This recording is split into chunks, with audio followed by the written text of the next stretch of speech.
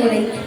संतों की सहायता लेते हैं, संत के संग मिलकर एक यज्ञ का कार्यक्रम रखा, यानी यज्ञ करवाते हैं संतान प्राप्ति हेतु। अब यज्ञ होते होते सुबह से शाम हो गई।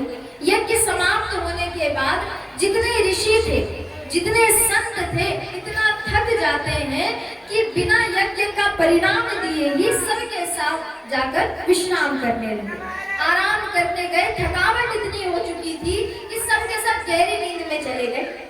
राजा को लगा कि संतों को अभी जगाना उचित नहीं रहेगा, सबके सब थके हुए हैं, सो यज्ञ का जो भी परिणाम है वो कल ले लिया जाएगा।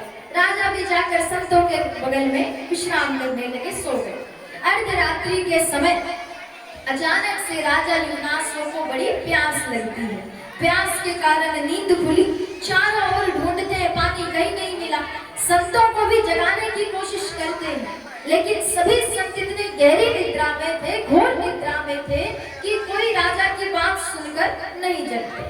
राजन को लगा कि यहाँ तो जल नहीं है, लेकिन जहाँ पर यज्ञ हुआ है, यज्ञ स्थल, वहां पर जल तो अवश्य होगा, क्यों तो वहीं चले। जहाँ यज्ञ हुआ था, आधी रात्रि के समय उठकर राजा युवनाश्व यज्ञ स्थल के पास पहुंचे। बड़ा ढूंढने पर उन्हें एक मटकी में जल मिलता, एक मटकी में जल भरा था। राजा युवनाश्व बिना सोचे समझे, इतनी जोर की प्यास लगी थी कि बिना सोचे समझे मटकी उठाते हैं और पूरे जल को ग्रहण कर गए। पूरे जल को पीकर मटकी रख के और राजा फिर से आकर सो गए। अगले सुबह संतों की आंख खुली, अपने नित्य काम से निवृत्त होकर संत यज्ञ स्थल पर पहुंचे और कुछ ढूंढने लगे। राजा कहते, संतजन, अब कल यज्ञ हो चुका है, अब कुछ परिणाम दीजिए, फल फूल या जो भी है, जिसको खाकर मेरी पत्नी गर्भवती हो सके। संत कहते, राजन, हम आखिरकार ढूंढ वही रहे हैं। यहाँ पर एक मटकी में जल रखा हुआ था और वो कोई साधारण जल, साधारण पानी नहीं था, मंत्रों के द्वारा अभिमंत्रित किया गया जल था।